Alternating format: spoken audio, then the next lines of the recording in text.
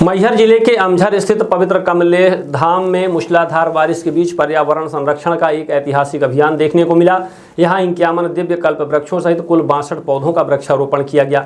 इस आयोजन में श्रद्धा, प्रकृति प्रेम और जन सहभागिता का अनूठा संगम देखने को मिला। समस्त समाज नारायणी महिमा ग्रुप द्वारा आयोजित इस कार्यक्रम में परम पूजनीय शांधवी माता हरिप्रिया जी के सानिध्य में श्रद्धालुओं, जनप्रतिनिधियों, वन विभाग के अधिकारियों और स्थानीय नागरिकों ने उत्साहपूर्वक पौधे लगाए और पर्यावरण संरक्षण का संकल्प लिया। कार्यक्रम में वन विभाग के अधिकारियों सहित कई जनप्रतिनिधि और सामाजिक संगठनों के पदाधिकारी मौजूद रहे। आयोजकों ने बताया कि 51 दिव्य कल्प वृक्षों के पौधे पर्यावरण कार्यकर्ता पुनीत उपाध्याय के सहयोग से उपलब्ध कराए गए, जो वर्षों से देश भर में कल्प वृक्ष संरक्षण और निःशुल्क पौधा वितरण अभियान चला रहे हैं। मान्यता है कि कल्प वृक्ष इच्छा पूर्ति और जीवनदायिनी शक्ति का प्रतीक है। वहीं वैज्ञानिक दृष्टि से भी यह दीर्घायु, जल संरक्षण और जैव विविधता के लिए बेहद महत्वपूर्ण वृक्ष माना जाता है।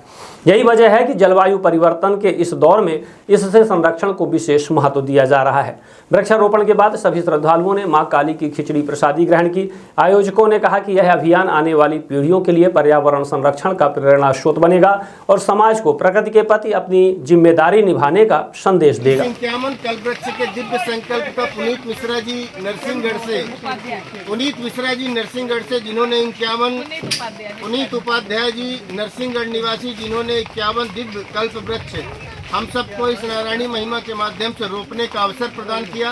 माई कालिका उनको दिन रात उत्तरोत्तर प्रगति की शुभाशीष प्रदान करें और हम सब उनको सदैव कृतज्ञता से याद करेंगे। ऐसे ही सदैव उनके कुल कुटुंब की मनोकामना पूर्ण हो। 51 दिव्य कल्प वृक्ष के रोपने का यह संकल्प जो पुनीत उपाध्याय जी के माध्यम से हम सबको प्राप्त हुआ, भगवान उनके परिवार को सुख समृद्धि प्रदान करें। बोले कालिका मैया की जय। है और सतना में हमारे क्षेत्र में है, इस आश्रम को आप गोद लीजिए। इस आश्रम को जो भी बन पड़े तो करने का काम करें। हमने साल विचार करके कहा कि त्रिपाठी जी, इसका जिस तरह धारकुणी और चित्रकूट में विकास हुआ, इसी तरह इस आश्रम का विकास होगा। यही आशा विश्वास करें कि पानी गिर रहा है और अगले वर्ष और ये जो अभी वृक्ष लगा है, इसका जो नाम होगा ये कल्प वृक्ष वाटिका। और अगले वर्ष जो अभी साध्वी जी घोषणा की है कि सिंदूर के पौधे लगाएंगे, तो अभी 51 लगे हैं। हम ये सबसे आग्रह करूंगा कि 108 सिंदूर के पौधे लगाएं। उस वाटिका का नाम हम सिंदूर वाटिका करेंगे। इसी तरह इसका विकास चलता रहेगा। बहुत बहुत बधाई एवं सबको आभार भी ज्ञापित करता हूँ।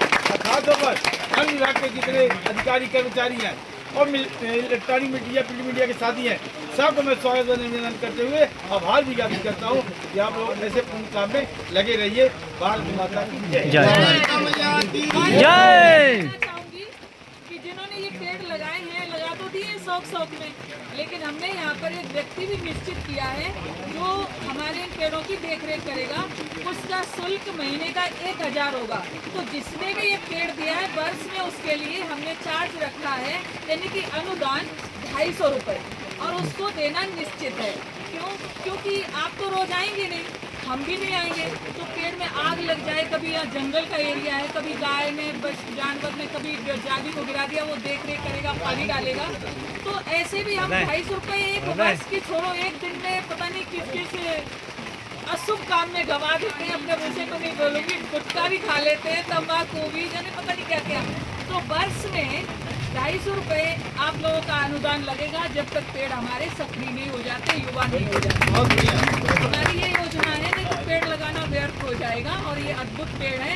इस पेड़ की आयु 3000 वर्ष से 7000 वर्ष तक इसकी आयु होती है पेड़ की। तो ये युवा हो जाएंगे।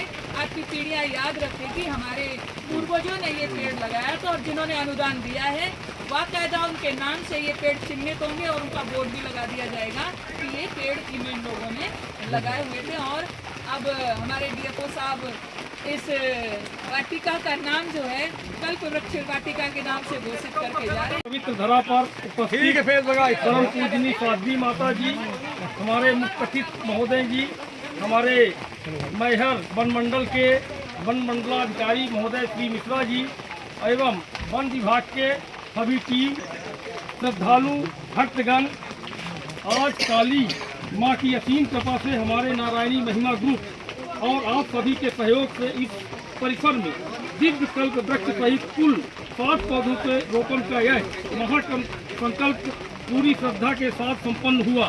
धर्म और पर्यावरण के इस अनूठे संगम को सफल बनाने के लिए मैं आप सभी का हृदय से आभार व्यक्त करता हूँ।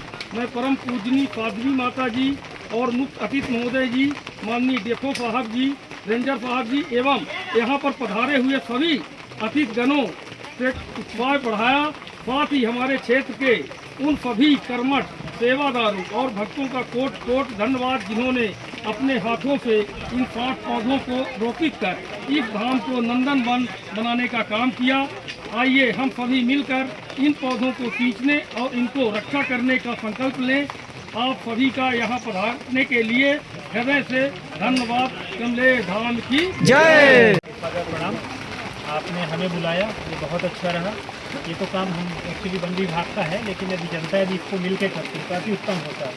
तो हमें बड़ा अच्छा लगा कि यहाँ की बहुत ही सकारात्मक ऊर्जा है यहाँ पे, और काफ़ी अच्छे लोग हैं जो पौधों के बारे में या विविधता के बारे में ऐसा सोचते हैं। और इस क्षेत्र को हमने देखा है कि बहुत पोटेंशियल है इको टूरिज्म का भी, और हम चाहेंगे कि ये क्षेत्र और अच्छा विकसित हो, बेहतर तरीके से हो, और यहाँ पर्याप्त जैव विविधता, यहाँ तक कि दक्षिण प्रदेश की जितनी जैव विविधता है, विविधता है, वो इस क्षेत्र में परिलक्षित है। मैं कोशिश करूँगा कि अगली बार जब मैं आऊँ तो यहाँ पे वो चीज़ मेरी यही है।